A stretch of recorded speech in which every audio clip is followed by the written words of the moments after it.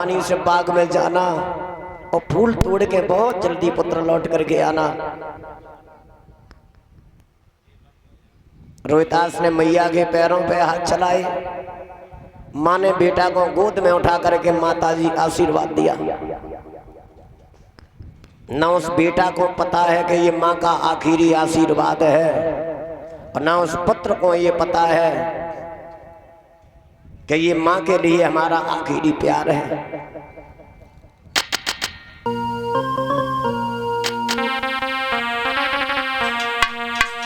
के लेकर हाथ में झवलिया तोड़े वे को जाए रहो फूल बाग में।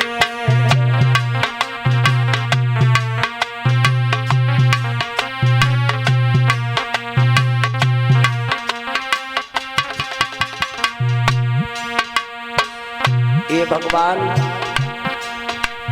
क्या है तुम्हारे दरबार का फैसला? लेके टोकरी तारा ने लला के हाथ गाई।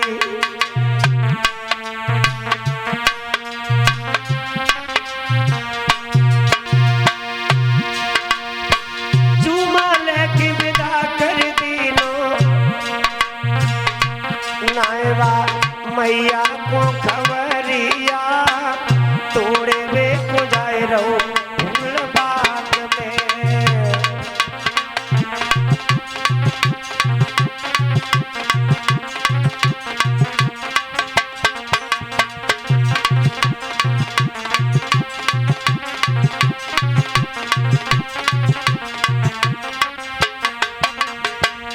भैया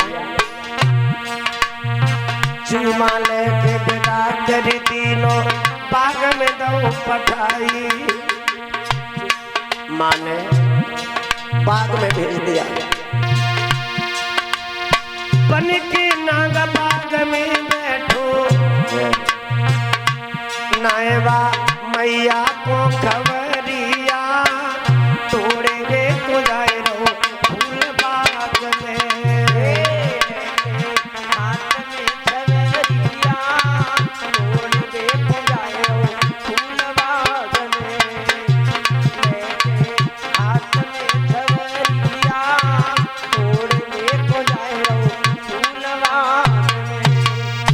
रोहितास को बाग में माँ ने भेज दिया।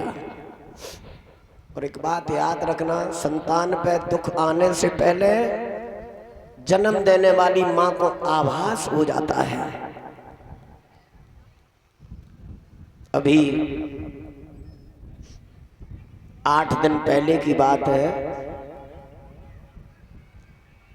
एक लड़का हमारे साथ कैसियो बजाया करता था, आर्गन।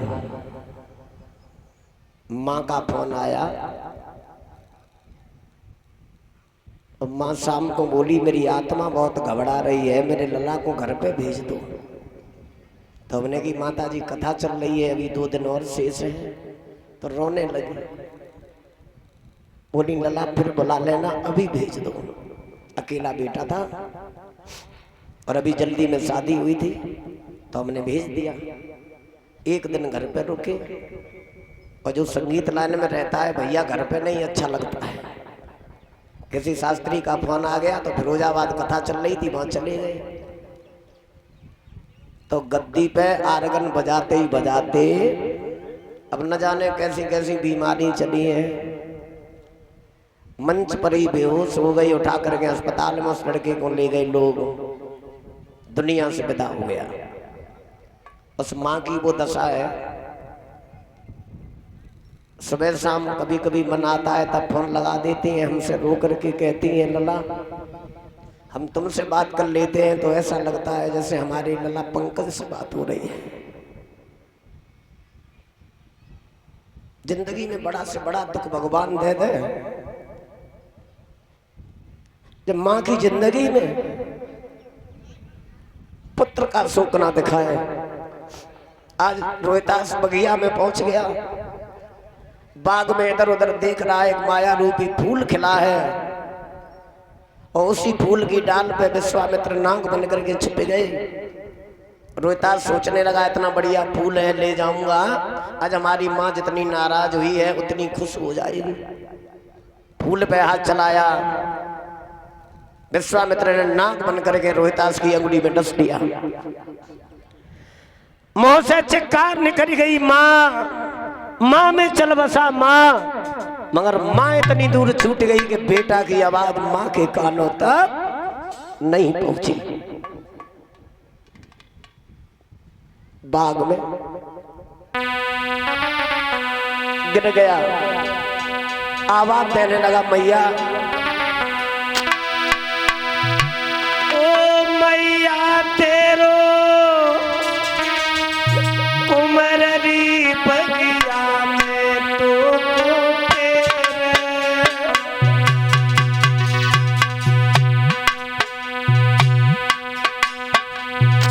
अकस्मात कोई मुसीबत आए, माँ की याद आती है लोग।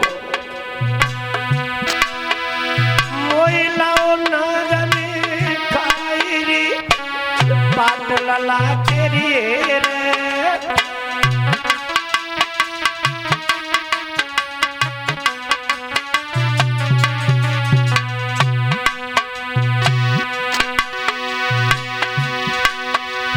महाराजा लला की हरियाई लखी, रोई रोई की आज बेटा ने बात कही दिल की।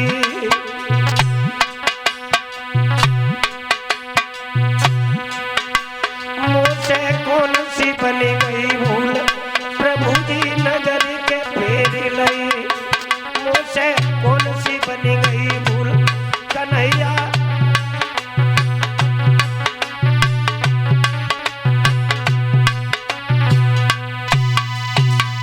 बाग में पैर पटक रहा है, अभी विश्वामित्र को चैन नहीं पड़ा। काशी की गलियों में आवाज देने लगे काशी के लोगों, किसी का बहुत छोटा लड़का था जो बाग में रोज फूल लेने जाता था, आज उस लड़के को नाग ने डस लिया है। बाग में मरा पड़ा है, जिस किसी का हो उठा लाए। मैया रसोई में भोजन बना रही थी, हाथ से रोटी छूट गई। आए बेटा, और हाय बेटा कहती हुई वो तारा पछाड़ खा के आंगन में गिर गई। पंडित जी ने उठाया, तारा क्या हुआ? जवाब दिया, पंडित जी हमारे पुत्र को नाग ने डस लिया है, मैं बाग में जा रही हूँ। ब्राह्मण ने जवाब दिया, अभी नहीं, पहले भोजन बनाओ तब जाओ। भोजन बना के तारा बाहर आई, जवाब दिया, अब चली जाऊं? पंडित जी ने जवाब दिया, अभी नहीं, पहले भगवान का भोग लगाओ तब जाओ। सच कहा है किसी ने माताओं, तुलसीदास जी ने बताया रामायण में कि पराधीन सपने सुख नाही,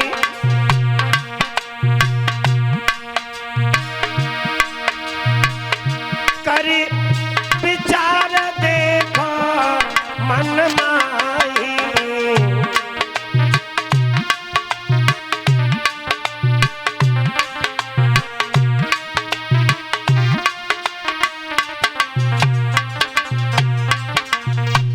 तारा ने भगवान का भोग जब लगाया तो जी भगवान इतना दयालु है, तारा ने कहा, हे प्रभु आखिरी समय हमारे बेटा से हमारी दो बातें जरूर करवा देना। इतना कहने के बाद में तारा बगिया की तरफ भागी, साड़ी जमीन पे खिसती जा रही है। हाय बेटा बेटा कहती हुई तारा बाग की ओर भाग करके गई। पास में ही बगिया थी, बाग में तारा इधर उधर पुत्र को आवाज दे रही है, रोहितास रोहितास। अंत में माँ वहां पहुंची है जब बेटा जमीन पे मुंह के बल पड़ा है। 5 साल का पुत्र, माँ ने झपट के गोदी में उठा लिया, मुंह में धूल भर गई, साड़ी से साफ करने लगी। रोहितास रोहितास ने आंखें खोल के माँ को देखा, बोला मैया तुम रोना नहीं, ये सोच के संतोष कर लेना माँ। लीनो जन्म सो मरत है, यूं धीर दिल को दीजियो, एक बार पुचकार के मुँह पे प्यार मैया कीजियो। माँ तारा कहने लगी नहीं रोहितास, तेरे बिछुड़न को लला मुँह पे दुख सो नहीं जाए, रात दिन टकराऊंगी जिम बछड़ा बिन गाय, बछड़ा बिना यो गाय सुत बिन मातयों बिल खाते हैं, गोदी से जिनके सुत बसे का बच सके वो मात है। माँ ने गोद में उठाया, क्या समय होगा माताओं वो। बगिया में एक तो पति की याद आई कि हम अपने पति को क्या बताऊंगी। रोहितास कहने लगा मैया अब मैं नहीं बचूंगा, सुख दुख की जो कहरी मैया मुँह से कह ले।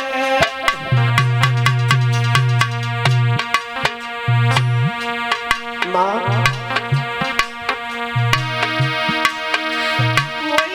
गवार पुचकार की गोदी में मैया ले ले।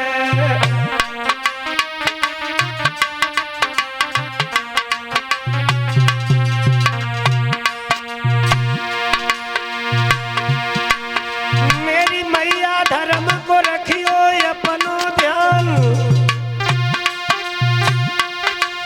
और इतनी कह के रोहितास ने छोड़े अपने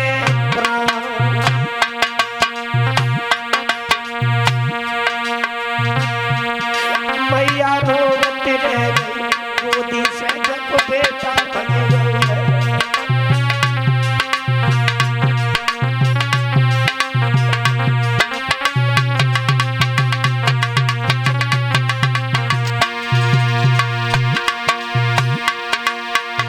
बेटा भज गयो है, गोदी से बेटा भज गयो है।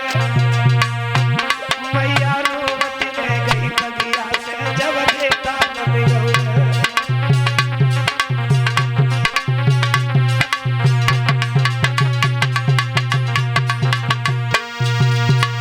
ये बताना असंभव है कि किस घड़ी में पुत्र का शर्मा की गोदी में एक तरफ ढुनक गया। अब अपने बेटा के मुंह पे मुंह रख करके माँ बातें कर रही है जैसे पुत्र जिंदा बैठा हो।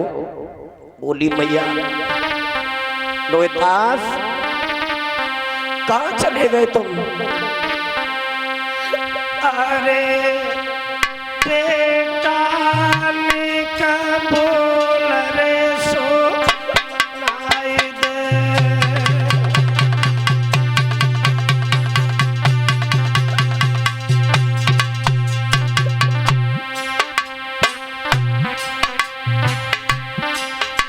पति से बिछड़न होने के बाद एक तुम्हारा सहारा था बेटा, आज तुमने धोखा दे दिया।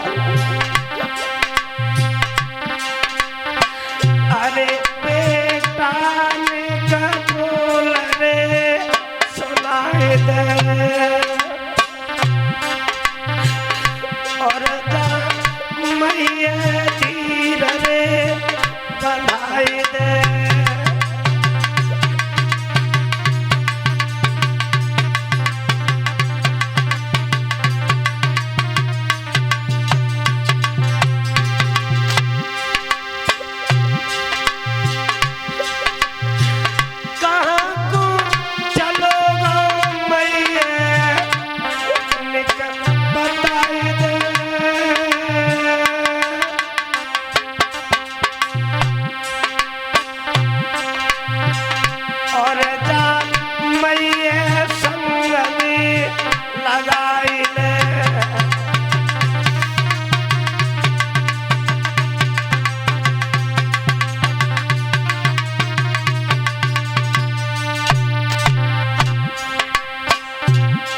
बेटा की लैस को कभी माँ गोदी में रखती है, कभी मुंह पे मुंह लगा लेती है रोहिता।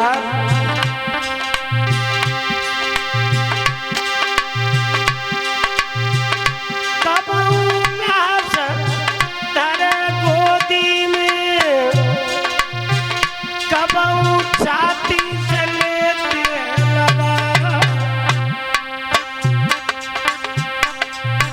बेटा बिना मेरी दुनिया सुनी, मैं साफ दिए बतला।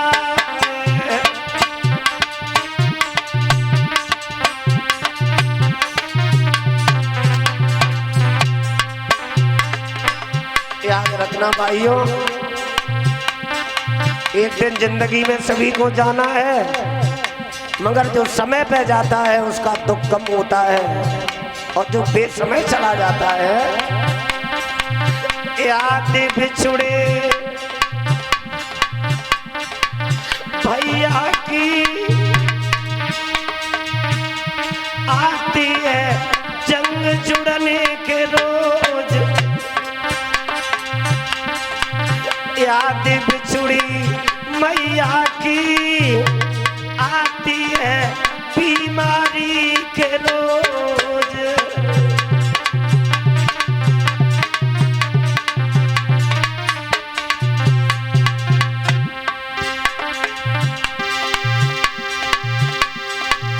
याद बिछुड़े बाबुल की आती शादी होने के रोज, याद बिछुड़ी बहन की आती है रक्षा बंधन के रोज।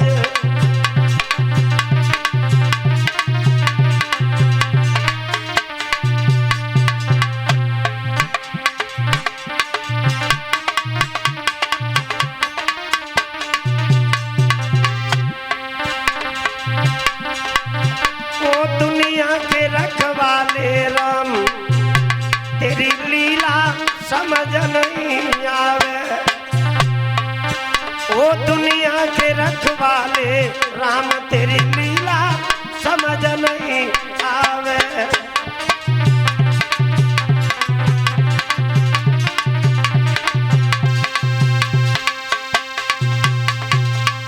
मालिन ने आकर के हाथ पकड़ लिया तारा का, जवाब दिया बहन जो दुनिया से चला गया वो कभी लौट के नहीं आया है, इसके शरीर में जहर फैल गया है, ऐसे तुम मरघट में ले जाओ, मिट्टी खराब हो जाएगी। तारा के दिमाग में बात आई कि पंडित जी ने हमसे कहा था कि जिंदा हो तो घर पे लाना, और मर गया हो तो दफनाने के बाद लौट के आना। पुत्र को साड़ी में लपेट के माँ चली। याद रखना, माँ कभी पुत्र को लेकर के मरघट में नहीं जाती है। आज वो तारा अपने बेटा को साड़ी में लपेट करके जाती है, रास्ता में याद आती है, गोद में रख करके हिचकियां मार मार के रोती है। जब शमशान में पहुंच गई, दूर से हरिश्चंद्र ने तारा को देखा है तो बड़ी करुण भरी आवाज में पूछने लगे, क्यों तारा, क्या तुम्हें भी पंडित जी ने हमारा वाला काम दे दिया? किसके बच्चे को ले आई हो? ऊँट कांपने लगी, गला घरघराने लगा। जवाब दिया, महाराज ये कोई गैर नहीं है, ये तुम्हारा पुत्र है रोहितदास। पूरा नाम तो जब रानी ने मुंह से निकाला तब तक हरिश्चंद्र पछाड़ खा के मरघट में गिर गए, बेहोश हो गए। और जब होश आया है तो एक ही शब्द कहा है, तारा पुत्र के सर से साड़ी हटाओ। चेहरा को जब हरिश्चंद्र ने देखा है माताओं, तो ऐसे रो रही मरघट में जैसे पागल हो गए हो। और ये सोचने लगे, जिस दिन रोहितदास तो पैदा हुआ था उस दिन इस पिता को कितनी बड़ी खुशी थी, मगर आज मरघट में ये तुमने क्या किया?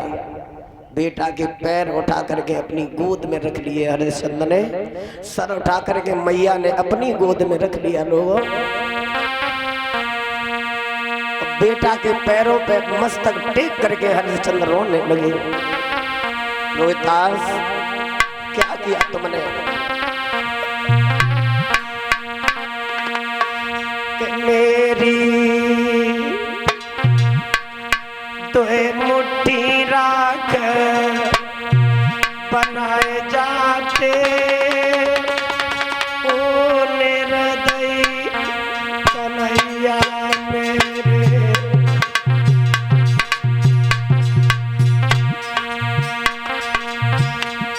क्या गुजरती है पिता के दिल पे? तो पिता के सामने बेटा का मरण होता है। हरिश्चंद्र बोले, रोहितास, अब तुम्हारे कोई दूसरा भाई भी नहीं है बेटा। बेटा चलो गो दुनिया रूठ गई, आज जा मर घट में किस्मत टूट गई। बबोला की अरथी में कंधा लगाए जाते ओ निर्दयी कन्हैया मेरे।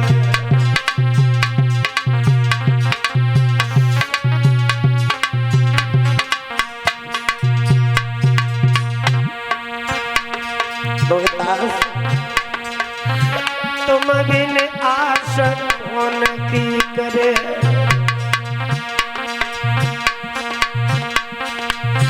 वो मेरे बुढ़ापे की लकड़ी बने। बबोला की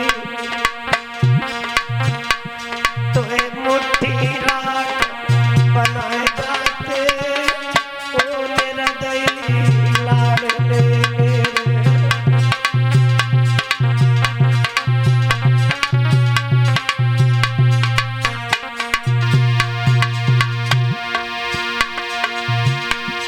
मेरो सारो जीवन दुख में गुजर गयो,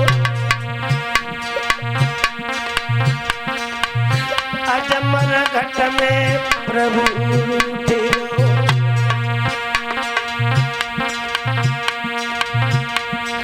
बबोला को अंतिम अग्नि तय गाते ओ निर्दयी कन्हैया मेरे।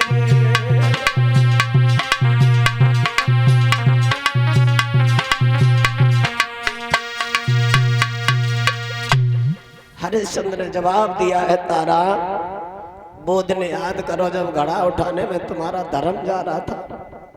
तो यहाँ हमारे धर्म की बात है। मैया तारा आधी साड़ी फाड़ करके पुत्र पे कफन बना देती है और जवाब दिया, बेटा ये मैया का शरीर नग्न हो गया। अब हरिश्चंद्र कहने लगे, कर और हमें दे दो, मुर्दे का दफन हो जाए। करधौनी को तोड़ करके माँ ने बेटा का कर हरिश्चंद्र के हाथ में दे दिया और लौट करके चली है काशी की ओर। याद रखना भाइयों, सोचती जा रही है भगवान कि तूने कहा लिखी भगवान किस्मत मेरी में। तूने कहा लिखी भगवान किस्मत मेरी में।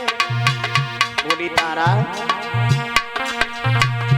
तूने कहा लिखी है भगवान किस्मत मेरी में। तूने कहा लिखी भगवान किस्मत मेरी में।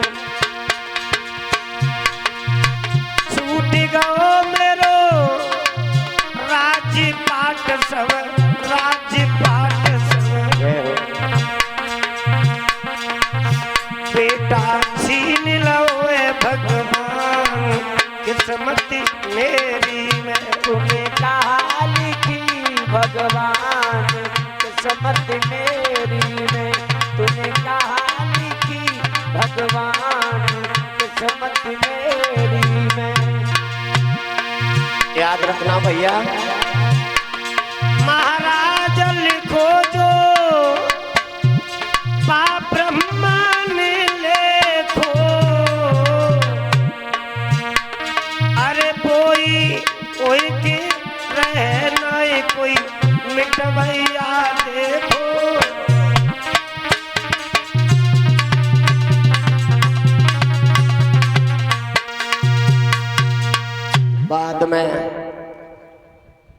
तारा जब मंदिर में बैठ गई, काशी में ना गई, विश्वामित्र ने आवाज लगा दी काशी में कोई डाहन आ गई है, किसी के बच्चे को भच्चड़ कर लिया। एक मुर्दा बच्चा ला करके मंदिर के सामने फेंक गए। तारा को धीर धारण कराने लगे। बाद में तारा के ओठों से खून लगा दिया। जब ओठों से खून लगा दिया है तो काशी नरेश ने कालू मेहतर को बुलाया, जवाब दिया जाओ डाहन को मार के आओ। मेहतर ने जवाब दिया मैंने 20 भार में नौकर खरीदा है, मैं हरिश्चंद्र को भेजूंगा। हरिश्चंद्र को तलवार पकड़ा दी, जाओ।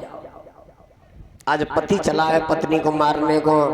मंदिर में जाकर के तारा के केस पकड़ के बाहर किया, और जब मारने को चले हैं भैया,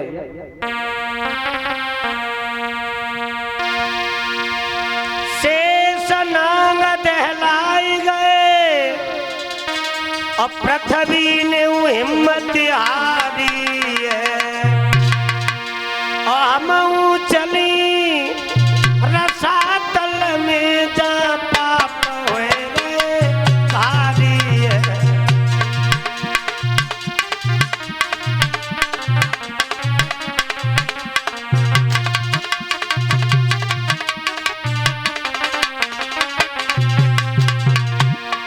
ए भैया अरे सचंदन ने तारा पे जैसे ही तलवार उठाई, सोई ब्रह्मा विष्णु महेश के तीनों देव पहुंच गए आई।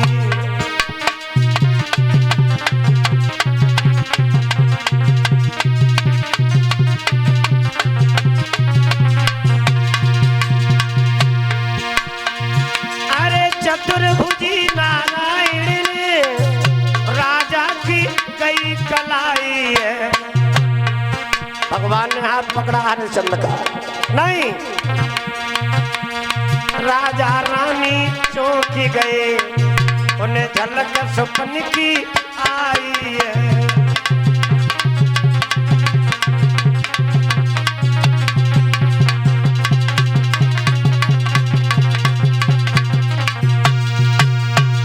जब भगवान ने हाथ पकड़ा तो ऐसा लगा जैसे सपना देख रहे हो, दुख गायब हो गया। जवानी से, बचपन से जवानी तक संकट मिलता रहा, कभी चिंता करने का विषय नहीं है लोगों। कभी कभी बुढ़ापे में भी दुख देखने को मिलता है। जो धर्म पे चलता है उसे भगवान संकट देते हैं, मगर एक समय वो भगवान देते हैं कि सारा संकट ऐसा लगता है जैसे सपने में गायब हो गया हो। अब भोले बाबा ने आवाज लगाई, रोहितास मंदिर से कूदता हुआ आ गया। विष्णु भगवान ने अपना पीताम्बर फेंक दिया, जो तारा के शरीर में साड़ी बनकर के चिपट गया।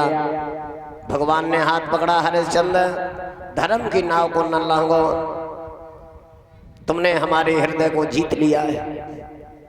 विश्वामित्र पैरों में गिर गई। भगवान के बाहर में जाए परीक्षा, अब हम ऐसी परीक्षा दुनिया में किसी की नहीं करेंगे। भोले बाबा ने कहा जो हरिश्चंद्र की परीक्षा की है, ऐसी परीक्षा तुमने और किसी की करने का विचार बनाया तो मैं विश्वास के साथ कहता हूं परिणाम गलत होगा। वो तो हरिश्चंद्र था जो झेल गया। सदा सदा के लिए वो आत्माएं स्वर्ग के लिए प्रस्थान करती हैं। बोल गोविंद भगवान की। अब आए कीर्तन भगवान का, ताली बजा करके सब लोग।